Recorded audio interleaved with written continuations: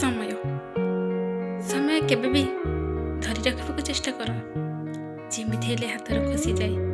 ଏହି ସମୟ ସାହେବ ନିଶ୍ଚିତ ବଦଳିଥାଏ। ଜିତିବା ହାରିବା ନିଜର ଭାବନା ଉପରେ ନିର୍ଭର କରିଥାଏ।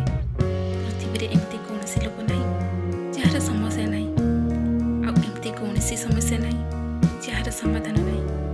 ଗୋଟିଏ ଝିଅର କାହାଣୀ ଆଜି ଶୁଣୁଛ, ଚାଲନ୍ତୁ ଶୁଣିଦେବା। ଛୋଟିଆ ଗପଟି। ଗୋଟିଏ ଝିଅ ପିଲାବେଳେ ଯେ ସ୍ୱପ୍ନ ଦେଖିଥିଲା, ବଡ଼ ହେଲେ ସମାଜ ପାଇଁ ଓ ଲୋକମାନଙ୍କ ପାଇଁ କିଛି ନା କିଛି କରିବ।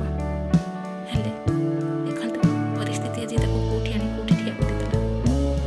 ଘରର ବଡ଼ ଝିଅ ହିସାବରେ ଯେଉଁ ସବୁ ଦାୟିତ୍ୱ ଥିଲା, ଏ ଦାୟିତ୍ୱ ନିଭେଇ ନିଭେଇ ନିଜ କଥା ଭୁଲିଗଲା।